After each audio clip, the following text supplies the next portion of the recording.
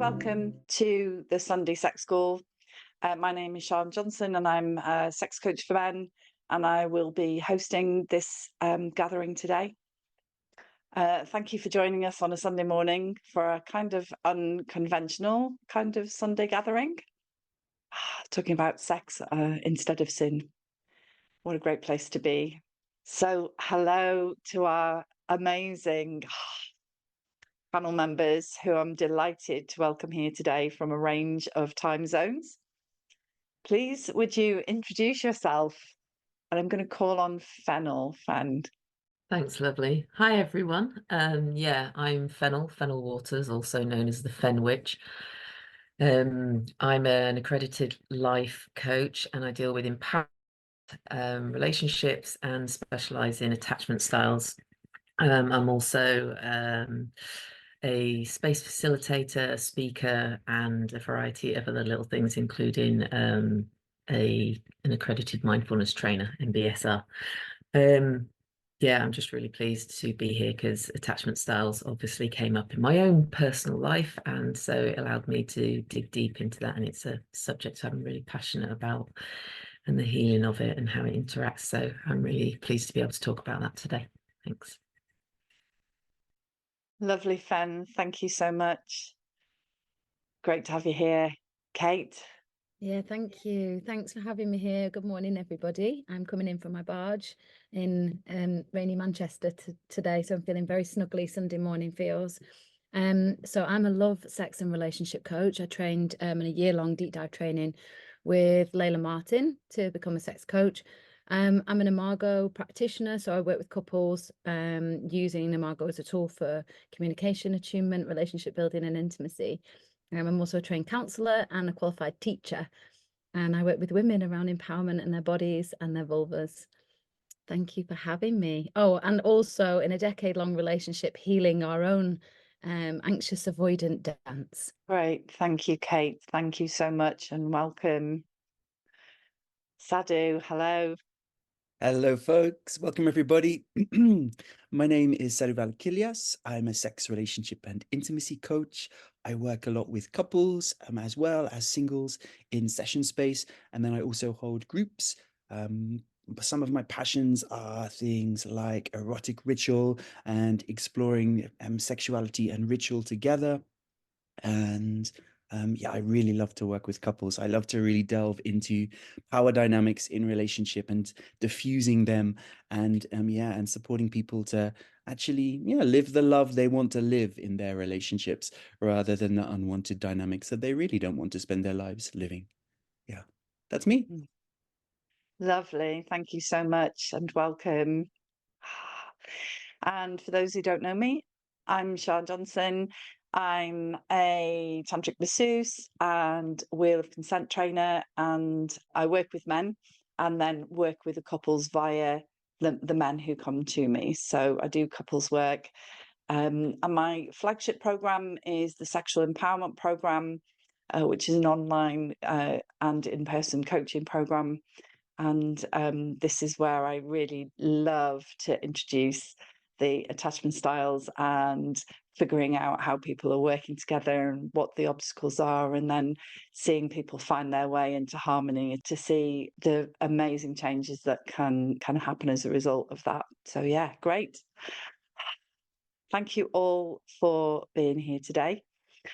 So before we launch into the questions, I'm going to take a quick look at a definition of attachment styles.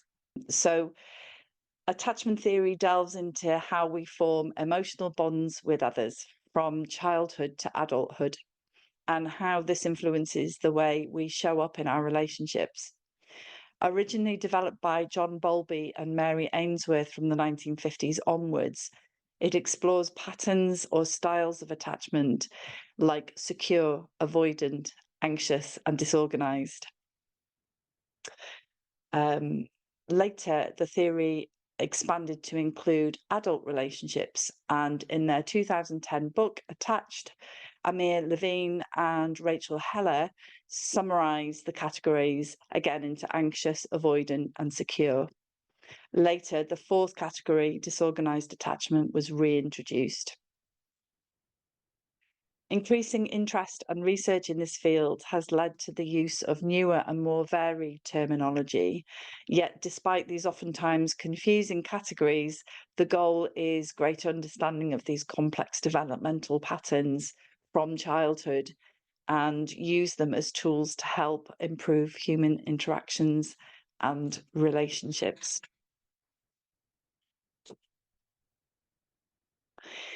I wanted to cover attachment styles in this panel to enable more support and awareness around the unconscious patterns that we all learned in childhood that are still playing out in our adult relationships. Because by recognizing childhood influences, we can gain awareness and heal and develop healthier adult connections with ourselves and with others. While not the sole solution, it's not everything, but understanding attachment styles can be a significant part of the jigsaw that helps us to step into deeper self-empowerment, build stronger, safer, and more resilient bonds, and through this discover greater sexual satisfaction is one of the payoffs. So great. Thank you. So let's go to the first question. So we thought it would be fun if we each took a turn to describe one of the attachment styles. So Kate, I'm going to invite you to go first and explain secure attachment. Yeah, thank you. I think I got the easiest one. Secure being like the model of attachment. So yeah, secure is the one that we all really want to head towards. It's almost like, you know, the one that is going to be the most helpful in relationships with others. And people from a secure attachment hold a model of the world that it is predominantly safe and reliable, and that people are safe and reliable. And what they might have experienced in childhood is parents that are consistently safe, reliable. They were able to attune to their needs. They were able to be seen, heard, and met with things that were coming up. That doesn't mean that they had perfect parents. I think one of the early teachings around attachment called it the good enough parent. But it was consistent in that. And so through that, a child was able to experience a healthy balance between intimacy with others and autonomy. And they were also helped to be able to regulate their emotional states, and that's found itself in adulthood, being able to be regulated and have consistent, healthy relationships with others, which is, of course, my attachment style, and not at all. It's the goal for us all. So yeah, that's secure. Thank you, Kate. Fennel, would you be willing to explain the avoidant attachment style? Yeah, thank you. Okay, so people who resonate or find that they have an avoidant attachment style, some of the, I guess, buzzwords that are the biggest things of indicators are a need for freedom and independence, quite a logical outlook. They can come across as selfish, maybe, and there's a need for dominance or being in control. A lot of this comes from a disconnection, emotional unavailability. The reason being is that people who lean towards avoidant attachment styles, as Kate's already said, the caregivers of avoidant attachers were around but potentially didn't fulfill their needs enough. And in the avoidance case, they tended to grow up feeling like a burden and that they had to rely on themselves, so hence becoming self-reliant and a stronger need for independence from freedom. This is difficult for them because, in spite desiring connection, they don't know how to have or keep intimacy, because they've learned to become emotionally disconnected, and so they can tend to get overwhelmed by big emotions, withdraw, and even defend themselves if they feel that a relationship or closeness threatens their autonomy and freedom. So yeah, they have a deep need to feel and be seen as competent, strong, independent, and acceptable. Okay, so anxious, ambivalent. Yeah, for me, like the people I work with who have this attachment style, I often see that they have grown up with parenting that's been overbearing and distant and absent. And the overbearing can be willfully overbearing, emotionally, physically overbearing, including abuse, verbally and physically as well.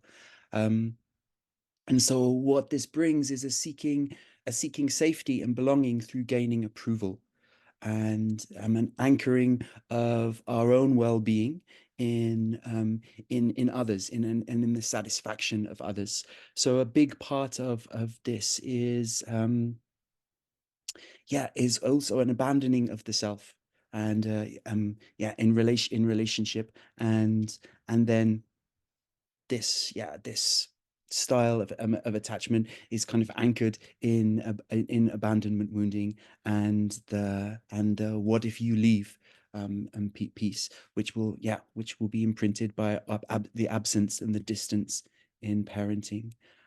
So there's, in adult relationships, there's often, what I often see is a struggle to bring your own feelings and your own desires, specifically, to really bring yourself into the relationship. So there's a kind of deference to your partner, a taking on responsibility for the continuity of connection in the relationship, pleasing behaviors as well, and people with this attachment style, the anxious ambivalent, will tend to create codependent relationships, or look to create codependent relationships as well. And for me, a strong element here is this not enough piece, and which can also prompt people to idolize partners as well, and feel like they just can't get enough of that person, and make them the center of their universe too.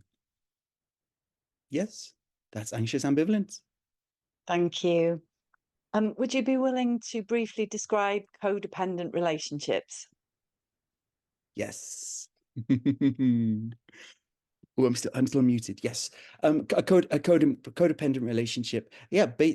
Basically, it's when we lose our autonomy and agency, and our identity becomes kind of centered in the relationship, and we depend on the relationship for our sense of self and our sense of okayness. Right, thank you. Thank you, Sadhu. And I'll explain disorganised. So if you have this attachment style, it could be that when you were growing up, you experienced inconsistent caregiving, perhaps marked by moments of neglect or abuse, as well as unpredictable responses from your primary caregiver. So that could be your parents or whoever else was raising you. Additionally, you may experience frightening or traumatic events, which led to feeling fearful and insecure in your early interactions with your caregiver. So how that might show up for you in your adult relationships is you may struggle with trust and intimacy, finding it difficult to fully open up or rely on others due to a deep-seated fear of rejection or abandonment. You might also find yourself moving between seeking closeness and pushing others away, which reflects the internal conflict and confusion that you may have that was imprinted on you from your caregivers. You may even find that you unconsciously repeat patterns of inconsistent or abusive behavior in your own relationships, repeating the dynamics that you experienced in childhood.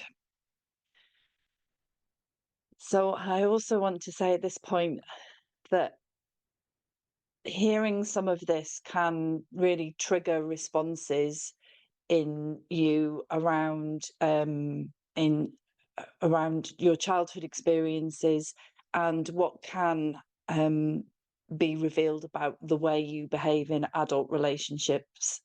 And the invitation is to step into some kindness for yourself here and for the people who are surrounding you as you were in your formative years. It's very rare that people deliberately set out to be abusive in their caregiving. Some do, obviously, there's a lot of cruelty in the world, but most people are traumatized themselves and struggle to be effective caregivers, and often are working from these places of difficult attachment styles, insecure attachment styles themselves. So I'm just, as we go through this, I'm just going to invite you into kindness for yourself and kindness for those around you, and a kind of a willingness to believe that most people were doing the best they possibly could, even when that was harmful to you. Yeah. Okay, thank you.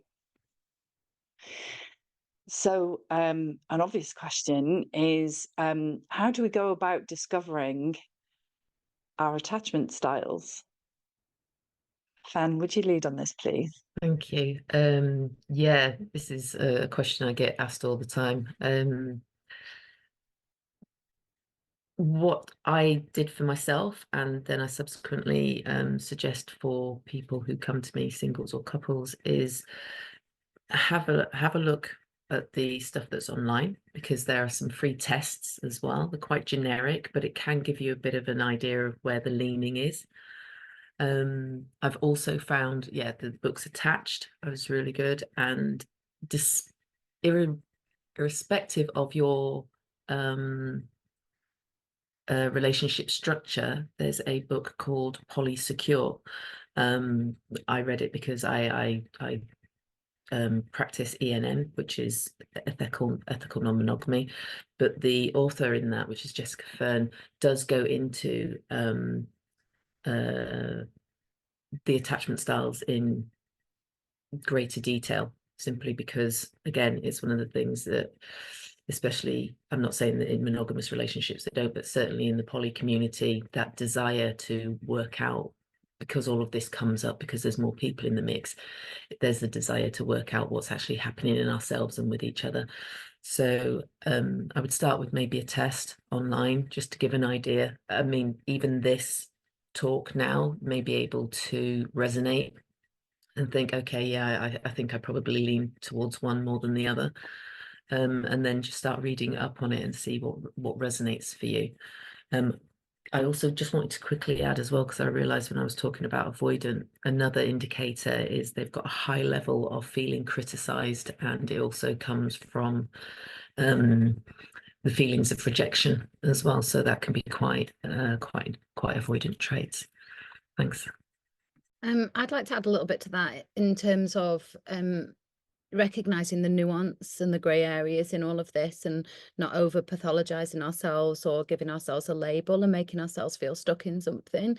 They're really helpful, the attachment styles, to kind of say, okay, I resonate with this and this is what I can do to improve, but not to feel that sense of like, I've labeled myself and I'm stuck here and this is how things are going to be, because actually there's lots of grey, and you could be kind of like leaning towards avoidant in one area and attached in an insecure in another, and it can be very dependent on the relationship itself. So hold these with hold them loosely and use them helpfully. Yeah, I just want to add that piece in. Thank you, Kate. Sadhu.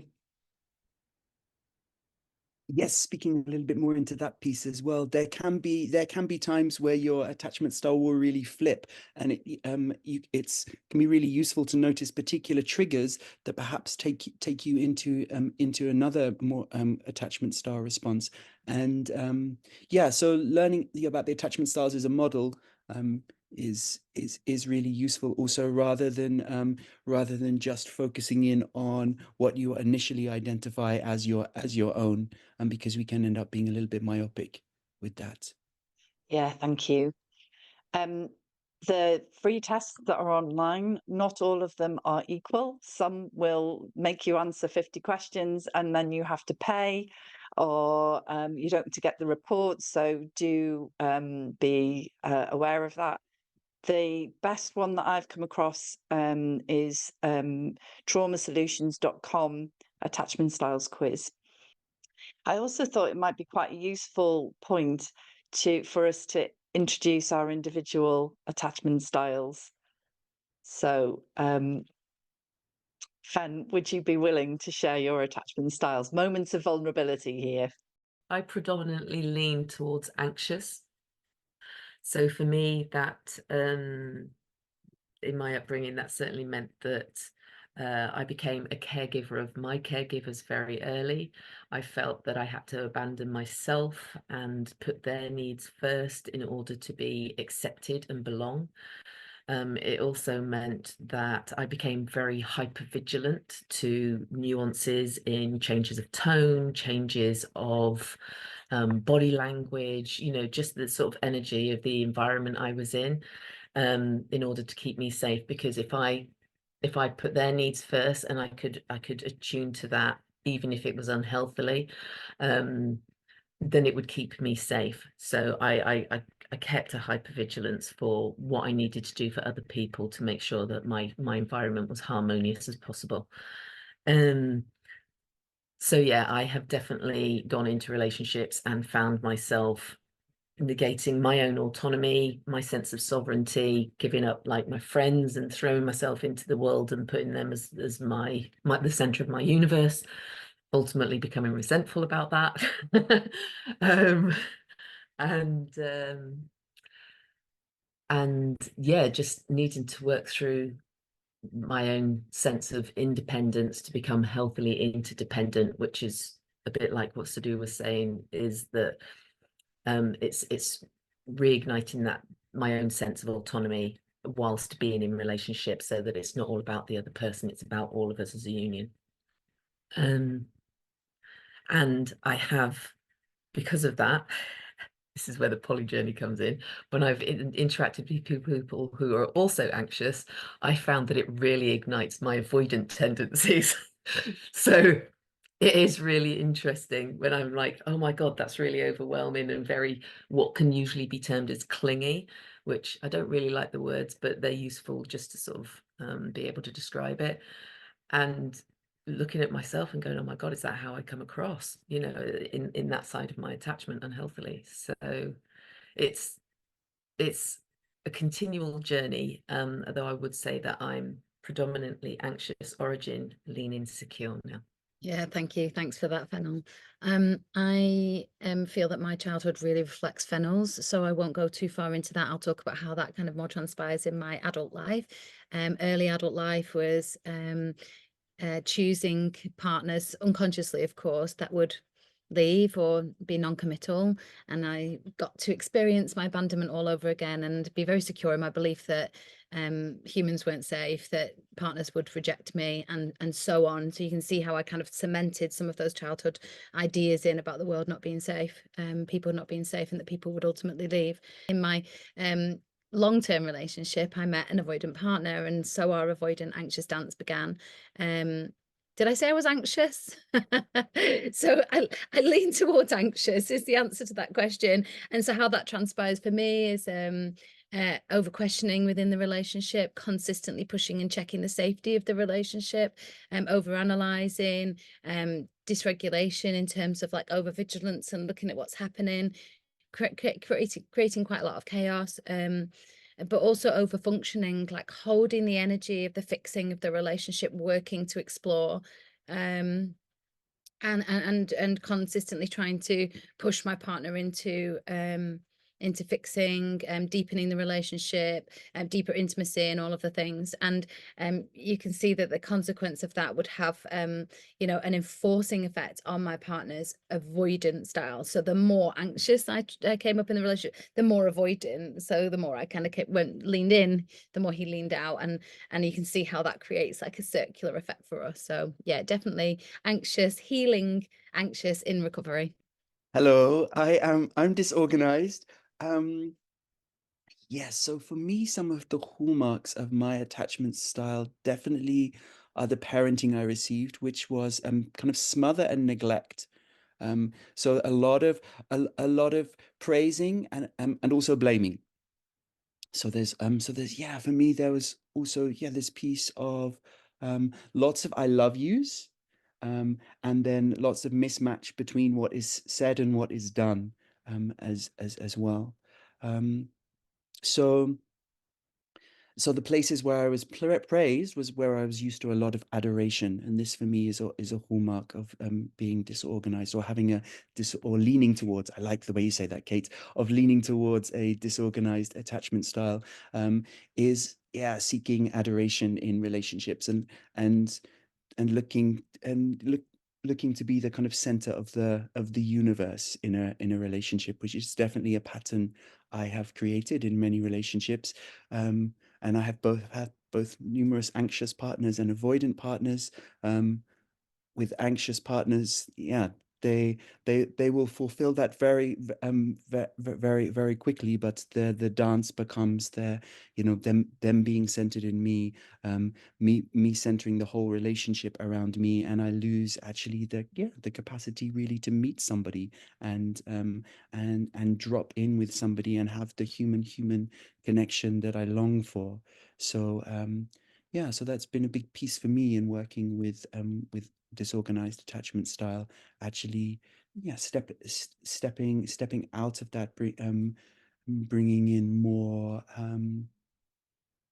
servicefulness is a big quality, and more vulnerability as well. Yes. So I think a tendency with this attachment style as well can be to want to be viewed as perfect. Yes. Thank you. Noticing the vulnerability of these shares and wanting to honour that. Thank you. My attachment style, it's quite convenient that we each have one of the 4 attachment styles. Is I'm mostly avoidant, and this is from persistent emotional absence of my caregivers when I was growing up, and how this has shown up in my adult life is that, for example, I was in a relationship with a man who was probably securely attached. His attachment style was secure, but at first he was unavailable for a full relationship, and because he was unavailable, I felt safe to fall into this kind of secure attachment. I felt quite seduced almost by the safety that this man offered me, particularly because he was actually unavailable. So I fell for him, and I played out in my mind the fantasies of a future that we could create together. And I relaxed with him, possibly for the first time in my adult relating. I felt genuinely relaxed, and knowing that on one hand this was the person that could turn everything around for me, and then on the other hand that he would not be fully available for me. So there was some safety in that. I could enjoy this fantasy of this wonderful relationship, this wonderful future, but I knew it would never happen. So there was safety in that. I didn't have to feel threatened by that. And then he started to become available. He started the process of leaving his marriage, and I started to get really anxious, because all of a sudden the future that I've been dreaming of could actually possibly happen. And the reality of him moving closer towards me and the possibility of being in a full relationship with him scared me so much that I began to act up. I was pushing him away one moment, and then buying expensive and thoughtful gifts for Valentine's, and feeling emotionally unsafe. And I really didn't understand why I was doing all of this. But essentially, I sabotaged the relationship by my behaviour, which got progressively worse the closer and closer it came for us to be having the future we'd spoken about. And so he ended up ending the relationship. And that's how my avoidant style showed up, in pushing him away and fulfilling the script that I had taken on as a child, that everybody leaves in the end. I actually made that happen. And that's how I was in my deepest avoidant. And now I'm moving towards, when I did the quiz again last night, I was almost a quarter in each one, almost 25%, but avoidant was still my biggest. So I'm expanding beyond the avoidant. So yeah. Can you give me examples from real relationships to help me understand how attachment styles can look, and perhaps help me to recognize my own patterns? And I'd like to speak to that dance, if I may, because it is my embodiment in my relationship, but also most of the couples that come to me happen to be in the anxious avoidant dance, and it is quite a common pairing, because, like I was saying before, one can play off towards the other. So I use Imago with couples, and from the Imago perspective, they simplify the anxious avoidant into the minimizer maximizer. So the anxious being the maximizer and the avoidant being the minimizer. And also they put them into animals. So the minimizer is a turtle, so they got to go into their shell and retreat and go hard, and seemingly unloving. And the anxious is the chimpanzee, who bangs their chest and makes a fuss and makes all the noise.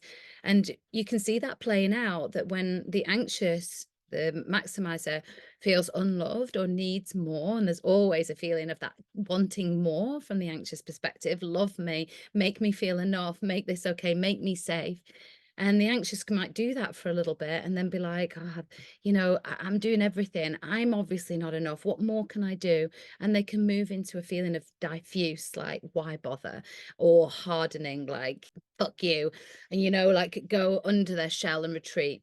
And the harder the turtle becomes, the more the chimpanzee bangs the chest and wants to get the turtle out, makes noise. But that can also be seen as shame, blame, criticism, all of the things. And you can see kind of like the more she does that or he does that, the more the turtle retreats, and he or she might come out every now and again and give a nasty bite. And so that can be like a beautiful analogy to recognize that dance and how that can become a more and more grooved dance for partnership. But it can also look, and I'll kind of give an idea from my own relationship, that you know, we talk about that over functionality of the anxious, wanting to talk, wanting to fix, doing all the things, and the other one, the avoidant, moving away. Sometimes when there's an argument or a trigger, you can see much more talking, much more maximizing from the anxious, and the avoidant kind of sometimes gets shut down or leaves emotionally or physically, might walk out the door. That creates that anxious rejection in the other. They might beg them to stay, and that pursuit, that dance, can become more and more cemented. So I hope that's helpful, and maybe people can pick out bits of their behavior in that model. And again, it's not an absolute, you know, we can we can over maximize each other. We can compete. We can, you know, the minimizer becomes the maximizer when someone's over maximized them. You can split, you know, change those roles depending on who you're with. From current data, I think there's something like 58% of relationships have the anxious and avoidant dance because it's the most common. But also what I really like about and we'll probably go into this a bit later, the anxious avoidant dance, is they actually do hold the medicine for each other.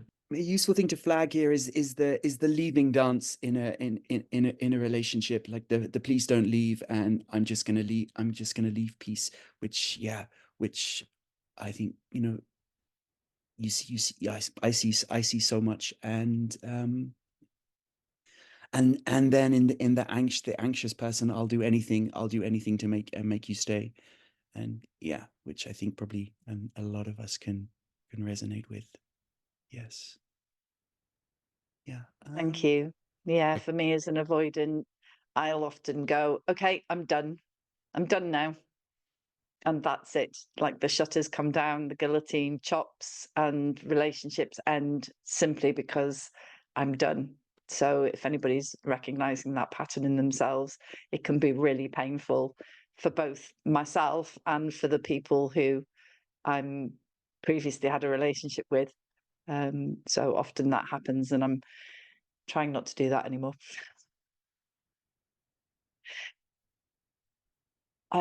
So the next question, what are the benefits of bringing consciousness to our insecure attachment styles? So these would be the anything that's not secure, basically. Sadhu. Yeah. Yes. Yeah, just rolling on from where we were at, learning not to play the I'm gonna leave card, or I'll do anything to make you stay, is, I mean, that's a massive benefit to actually step out of that dynamic, is super transformational in relationships, and very exciting ground. Yeah, for me, like, I mean, the basic thing is becoming aware of what we really need. And attachment styles are such a great mirror for this, of, wow, I'm doing this to get this, and actually this is something I really need. And often that is then loaded onto our partner, subconsciously, and actually instead really recognizing and honoring and valuing the need we have, and looking to create a lifestyle that actually nourishes that need. And yeah, so that it isn't dumped in the relationship, and then also finding the places where it is also available in the relationship, because very often these pieces are as well.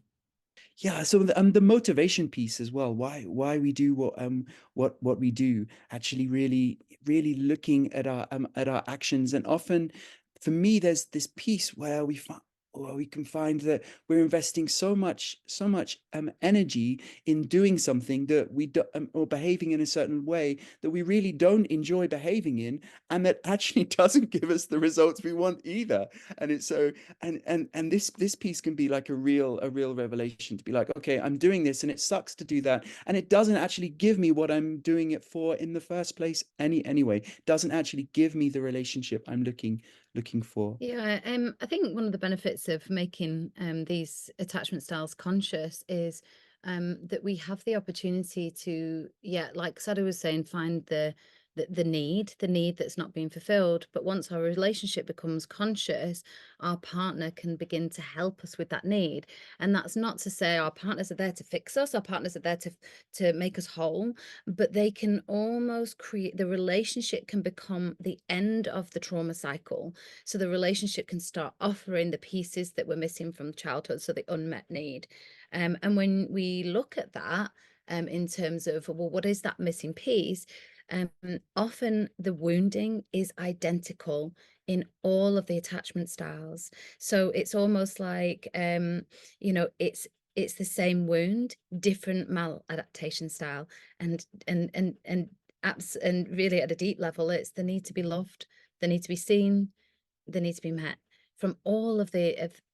So it allows us to uncover, in what way do we need to be loved in order for that trauma cycle to end. And I think it's a beautiful thing, as Fennel was saying, around that the other usually has the medicine. We subconsciously choose our partners in order to finally complete these cycles, and our partners and the things that we ask of them, if they're coming from our hearts and not from our wounding, can be their biggest invitation for growth. So, and that's a beautiful thing, right? It's like, well, I want you to be, more communicative. I want you to stay, I don't want you to walk out anymore. I want you to tell me what you love about me.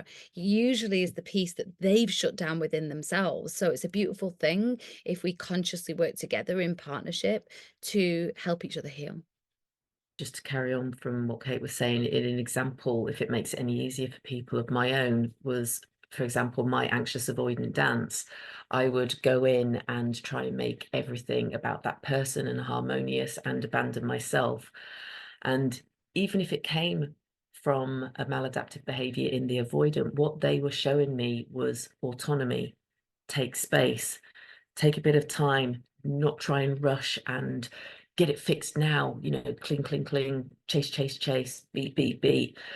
So whether or not the withdrawal came unhealthily or unhealthily, the person that I had chosen with an avoidant attachment style, or leaning towards that way, was actually showing me what I was lacking in myself. I was chasing rather than giving it space. And so that's one example of the benefits of learning about these whole models, because that actually was my medicine. that allowed me to see where my negative cycles and patterns were running out. And I was just looking at my partner and going, oh shit, okay, it doesn't matter how it's presented in them. What is happening though is it's presenting that that's the thing that I need to balance in myself, which when it balances in myself, I can then bring that and it helps to balance the union. So yeah, really beautiful. Thank you for explaining all of those, everyone. Yeah, thank you. I think the thing that comes up for me is that the invitation when I'm working with couples is to bring a consciousness to the dynamics of the relationship that perhaps we're not encouraged to. You know, a lot of us go into relationships with this Disneyfied or Hollywood version of how it's going to look. Oh, everything's going to settle in really easily and I don't have to work on the relationship. We've done all of that during the courting, we've done all of that during the initial phases, and now we've landed in this relationship. That's it. But actually, if you there's a book, I can't exactly remember the name of it, but I will share it. But it is the whole premise of a relationships. It's possible to view your relationship as the greatest learning ground, as the greatest opportunity for you to understand yourself and heal some of this wounding, as has been said already. And so my intention going into relationships is, how can this be a healing experience for both of us? How can we both grow? And that includes things like attachment styles, love languages, and a number of other kind of things. And when we come at our relationship from that point of view, it stays fresh. It doesn't stagnate. It's constantly moving and evolving and growing. And this is what we need as humans, is that constant challenge and growth, rather than stagnation. So yeah, thank you. I think the anxious avoidant, I mean, I know I'm speaking to that, but I'm aware that it is one of the dances, but also it does speak to disorganized, because disorganized will see their traits in both anxious and avoidant. And I think that, not that it's a good combination, you know, if you're ready to go on a deep, long shadow journey, the anxious avoidant, you know, is the one to choose. But I do think that there are definite gifts in that journey. And I just wanted to kind of weave into that something that someone's just said in the chat around, you know, how do we know when to leave? How do we know if this journey is something that we're moving like up in and we're evolving in, we're healing, or it's the right choice to leave? And I would say that the proof is in the pudding. Like, are you evolving? Like, are you growing? Are you growing together and into deeper intimacy with each other? Or are you moving more and more and more into those attachment styles?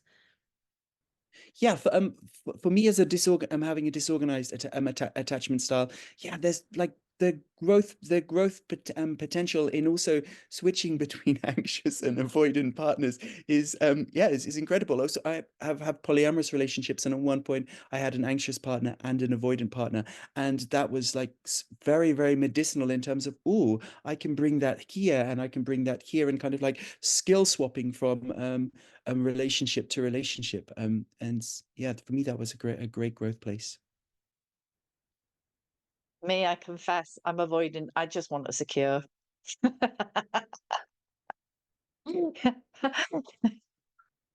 don't want to do the work, even though that presents challenges of itself. But yeah, I would probably learn more in an anxious avoidant situation with consciousness, now that I have that consciousness, which I didn't have before. So yeah, how do I move out of unwanted power dynamics in relationships? And I think, Sadhu, you were going to lead with this. Okay, yes. So we've spoken to this a little bit, but yeah, number one is putting them on the table, is bringing consciousness there, because often, you know, our attachment styles are operating under the table, and we're not actually owning how we're behaving, and often we're not aware of it. So yeah, so this piece of putting them on the table and bringing consciousness there is really important. And when we do this, we then need a lot of restoration process. and we often have, you know, this avoidance of restoration process, or stepping towards that, because, you know, we have big fears of failure and it not working, and heartache. And yet restoration process is such a rich place for intimacy, when we can actually acknowledge things that haven't worked, have caused harm for both partners. Yeah, this is a really rich place of actually bonding and connecting together. I want to mention this because this is a big part. Reparenting. So reparenting ourselves is a huge part in this, so that we can actually start to have the adult relationships that we want as well, and that we're not operating from our young self, and projecting, you know, our parents onto our partner all of the time. And this, you know, this reparenting part is so much about listening, is so much about learning to take space and listen to our young self, and and often do things that our adult brain is not programmed to do, and actually be like, no, I need to actually meet this need in myself, and not try and harmonize it or fix it into my adult world. That's, for me, has been a really big piece in my own self reparenting. Actually having the courage to actually do what's needed, regardless of how my adult brain would view it. And, you know, often, like, very simple things. Often a lot of the people I work with in the reparenting process, you know, I'm getting them to go to a toy shop and buy a soft toy, and, like, which is a very common thing in a lot of, you know, therapeutic settings. And it's just really simple, but, you know, but it really allows us to meet this place of, I'm going to actually go with the need of my child over the perception of my adult world. This was a massive lesson for me. Boundaries. Oh my God, don't leave home without them. And also, what was so challenging for me was I didn't know my boundaries because I didn't know my needs. And that was all part of this journey, was that it came out in subconscious ways. I didn't know what I needed, but I was still trying to get it met. So for me, this is where Wheel of Consent was a massive eye-opener. It allowed me to see what my needs were, how I was trying to get them met in unhealthy or shadowy ways, and how I could look at changing that. And part of that as well was setting boundaries. And I actually came across a quote the other day that I shared recently, and I can't remember who said it, but they said,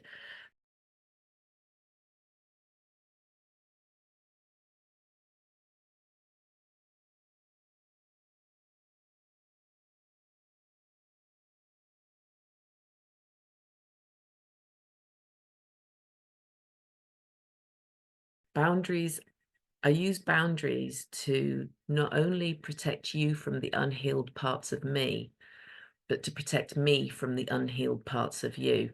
And I thought that was a really beautiful way of putting it. Because, yeah, I think recognizing needs and putting boundaries in around it, because I can have a need, and it might be that my partner or one of my partners can't meet it, and I need to meet myself. And also that could cause a clash if I try and get that met with them, especially if I'm still trying to get it met in an unhealthy way, in which case that's a good boundary for either me or them to put in place. So boundaries have been a really, really big lesson for me, and communicating around that, you know, understanding it, communicating where I'm at, just trying to explain why. And I'd also say as well that boundaries, people are like, if you don't respect your boundaries, then cut them out. That I can completely understand if it gets to a certain place in the power dynamic where it's not being integrated. But I'd also recommend just understanding that it does take time. It's like introducing new dance steps to the dance of the union. I'm going to have to get used to implementing that boundary because I've not been used to doing it. And my partner or partners are going to have to get used to those new dance steps as well. So I'd also recommend being kind and patient with ourselves and each other to allow those to embed a little bit. Yeah, I think when you get up to the kind of power dynamic part of the relationship, it's a time to celebrate because you've made progress. You've come out of like the romantic stage of the relationship, which is pretty much fueled by nonsense chemicals anyway, that make you want to reproduce and all of the things, and they can cloud your judgment. And when you get to that power dynamic stage, it's the place of, you know, choosing to make the relationship conscious. So celebrating that you got there, that, you know, the mist has faded away, and you can see each other, and you can see each other's opportunities for growth. And what I would say is that when we are in that power dynamic with each other, you know, we call it the shoot and load method in Imago, where no one's listening to each other, because all you're doing is you're ducking to not get hit by the shots, but while you're down there, you're loading up your gun ready to shoot, and all you've got is two people doing that, and you're missing each other. And I guarantee that we all recognize that model to some extent, you know, that shoot and load. And actually it gives us an opportunity to go, okay, we're done with this is exhausting, and we probably will return to it time and time again to pick up more pieces, but that we make a decision, a conscious decision within our relationship. It can actually be, you know, Sadhu was talking about rituals. It can actually be a ritual that we can create so that we can make our relationship conscious. We can let go of the power dynamic, which is helpful in a lot of ways to bring it all to the surface, but we can start looking at it. And when we start to consciously choose within our relationships to do that, or as an individual, if we're not in relationships, then we can start to use our trauma responses or triggers as an invitation. Is where the circuitry is open. It's where we have absolute availability to go, okay, what's going on here? And it's an indicator that I have some link now into my past. What am I experiencing right now? What is my usual mode of behavior in this time? And what do I want to do differently? So if you are an anxious, you know, like, okay, my usual would be to scream and shout and, you know, puff up my chest and criticize my partner, or go in and shame him for something that actually I really want. The anxious might be, you know, I'm going to walk out and leave and just fuck them off because I never wanted to be in this relationship anyway. And what am I doing here? I can get something so much better than this. So the anxious, their growth edge is to contain in those moments, you know, to self-heal, to stay with the self, to not abandon the self in those moments, to be with the inner child in those moments, to reparent, as Sadhu was saying. And the growth edge of the avoidant is to stay, to lean in when every part of them wants to lean the fuck out. So yeah, that would be a little kind of very simplistic idea of what we can do in those power dynamics. What is your guidance on how to discern between the wanting to leave as an expression of an avoidant pattern and noticing that a relationship is unhealthy and therefore leaving is the right choice? It can be really challenging, and I think there'll be times when the wrong decision, as one views it, will be made. But I think the only thing that we can do is trial and error that. For example, there are some other things to take into, other factors that I think that can be taken into account. So for example, is the foundation compatible?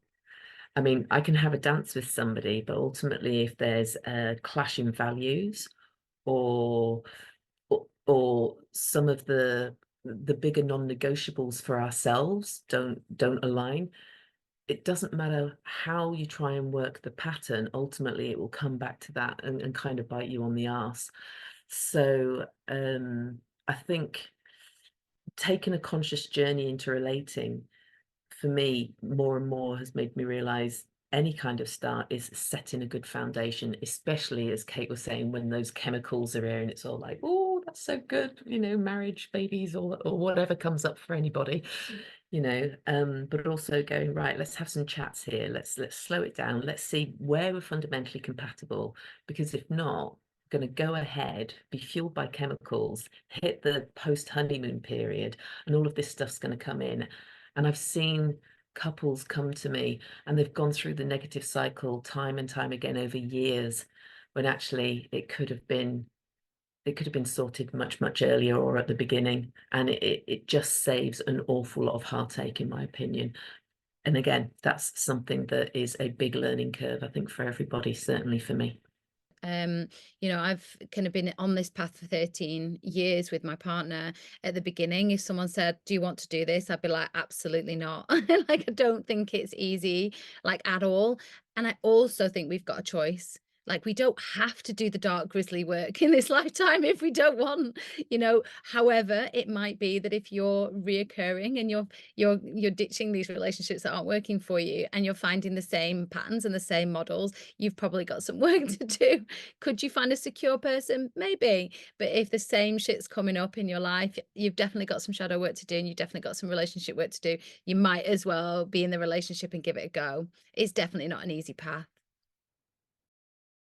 I think for me, it's also this is a real heart question. And yeah, I really checking in with your heart, and is there more there that you want than that you don't want? And for me, until the scales turn, I'm actually not willing to leave a relationship. I need to have that. I need to actually to be authentic within my emotional body. I need to feel the tipping of like, oh no, there is more here now that I don't want than I do want, or the pieces that aren't here are so vital to me that I cannot live in relationship without them. It's more for me. It's more that piece, because I can play a lot of head games with kind of you know lists and pros and cons and things like this, but it's really the place where where the scales shift for me.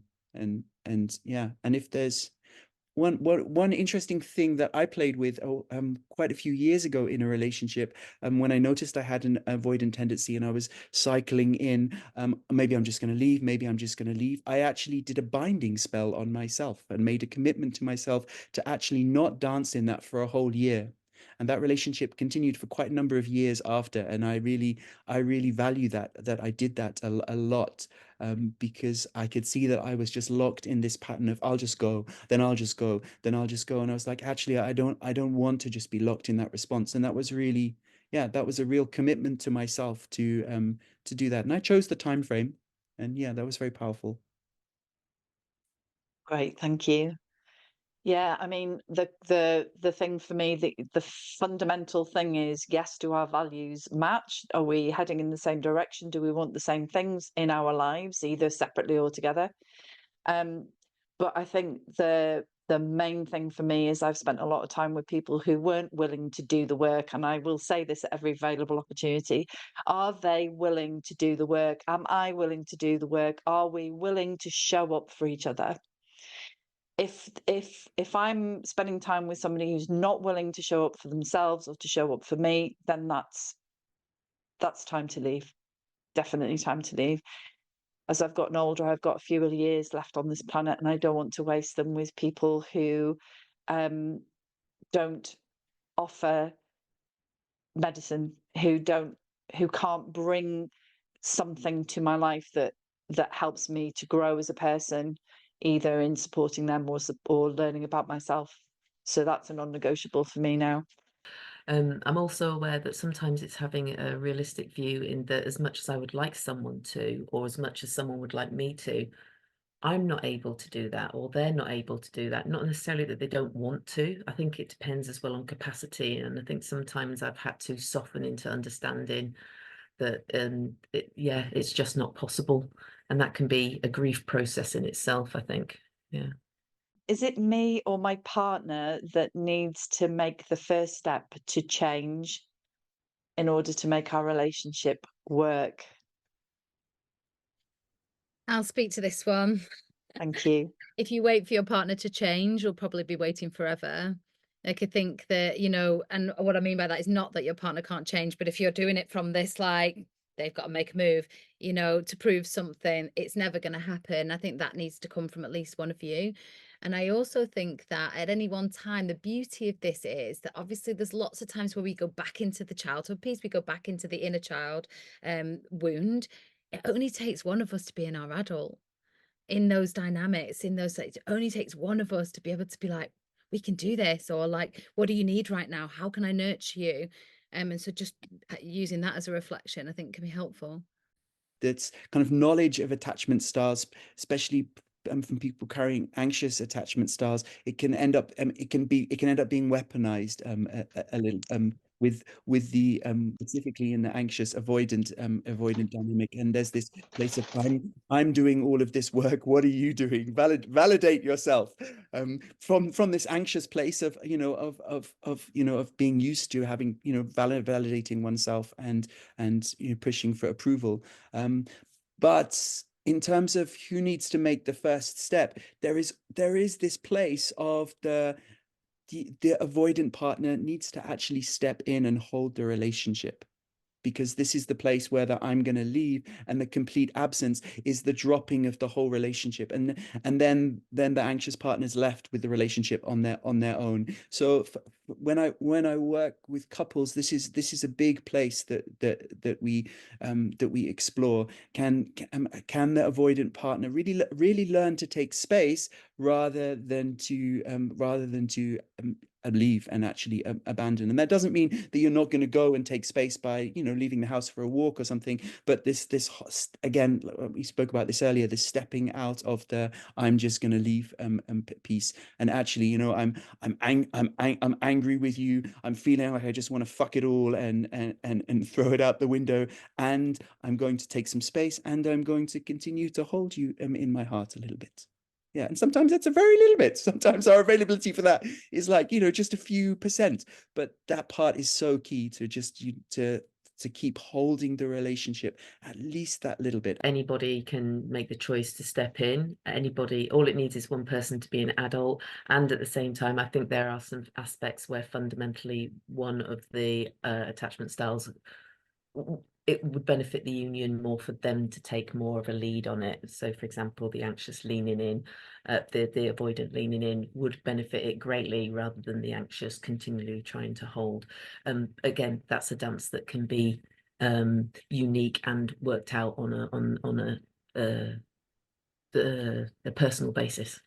We just have to accept that we cannot change our partners. We just can't do it. And why would we think that we can?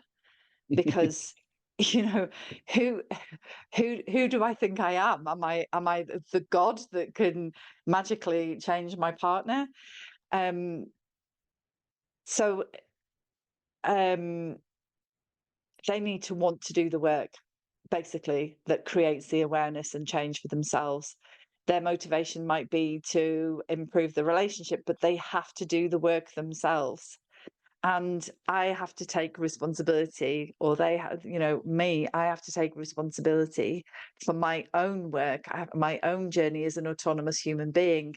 And while our motivation might be to improve the relationship at the top of the pyramid here, we have to do our own individual work, because our wounding will be different, our experiences will be different. One of us might need to go to therapy, one of us might need to talk to a sex coach, and those are separate autonomous journeys, which ultimately will benefit the relationship. But until we're willing to do the work in our individual selves, then this is not going to change. So, and we certainly can't take responsibility for our partner changing. We can only support them when they ask us to support them in the way that will support them best. Can we speak about attachment styles from the sexuality angle? Yes. Ready? Yes. Oh. Yes. Okay, and we're at time, so I'll just make this very simple, but this is my juicy area in terms of how they can transpire. So firstly, they can be opposites in the intimacy section. So if you're anxious, you might transpire as avoidant in the bedroom. Not always, but I do find this, that they can sometimes swap. But the way that can look is sometimes for some people, it's like, oh, of course, it's my anxious avoidant again. But because it's in the bedroom and it's a slightly different model, it can not click that it's the same things playing out. So what we have is the avoidant, and the avoidant often is that's such a depth of intimacy sexually, then they can find themselves avoiding that. What that then does to the anxious is they can be reaching out. Sometimes it's not even because of drive or anything like that. It's because the anxious one wants to have some kind of connection or closeness, or tells themselves the story that we need to be having more sex because that will make me feel closer or safe, or all of the things. And so they can lean in and make that bid for connection, and then experience that rejection from the other, and it can start to become more and more grooved over time. The anxious is kind of almost bracing for, sorry, the avoidant is bracing for that. We're going to be in this intimacy moment and I'm going to have to lean into connection here. And the anxious is like, you never want to have sex, and they can go into blame and shame, and actually both people are feeling quite a lot of shame in that dynamic. It can be very, very common, particularly in long-term relationships, because it can become so grooved. If you're looking at bedroom or sexuality around it, what can happen is that the people who are more anxiously attached can use sometimes unhealthily sex to get that connection and to try and make things more harmonious. Again, as an abandonment for themselves, not really doing it. People who err towards avoidance can usually use sexuality, because of their feeling of being so independent and free, as more of a stress release, or rather than a connection. It's more of something that helps them feel more grounded. So again, there can be that lack of connect feeling. And for disorganized, it can be really challenging, because there's that want for connection and moving towards it, and then all of a sudden a contraction that pulls past. So there's a constant sort of push-pull at times for people who can err towards disorganized. So in the bedroom, that can play out in different ways. And can I just add a little bit of a solution to some of those things? I think that this is so important and helpful. And often we talk about the anxious avoidant and all of the other attachment styles from a place of the relationship, but we leave out the sexuality piece. And I think communication is so important, because often couples come and they've learned to communicate within their relationship, but it's like, and then they've just got this sex piece here. And often it's because we don't have the tools and the words to talk about sex, because it's so raw, and often it's so uncomfortable, and sometimes we don't even know what we want and need. And so I think that the antidotes that, and sometimes when we go to therapy, it's the piece that's sometimes left, because our therapists aren't trained in sexuality. Our therapists haven't done their sexuality work. And so it's sometimes a big shadow in the room, shadow in the room, an elephant in the room.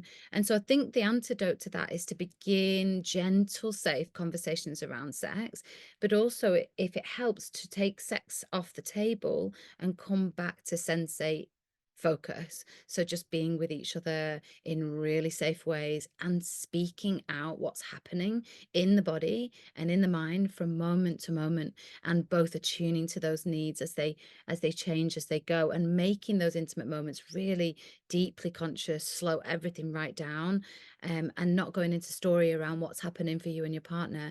And that's another way to heal in that area as well.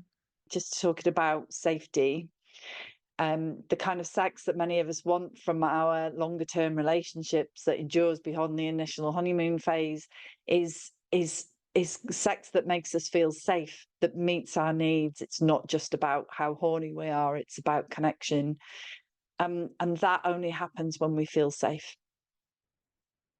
So safety, for the principles of safety are around trust and vulnerability. And by this I mean vulnerability is strength, empathy, communication has been said, and boundaries, mutually agreed upon boundaries.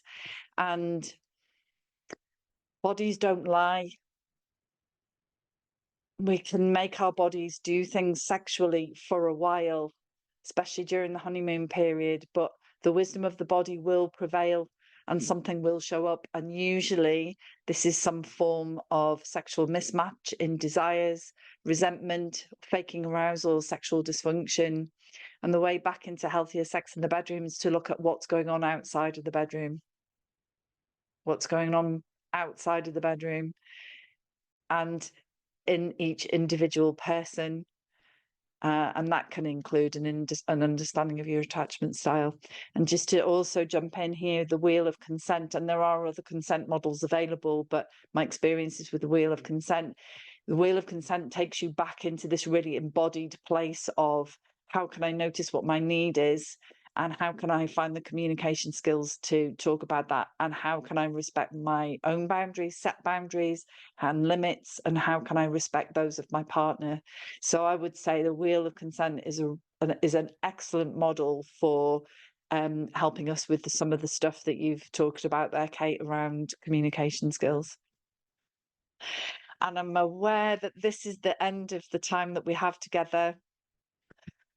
We do this all day, can't we?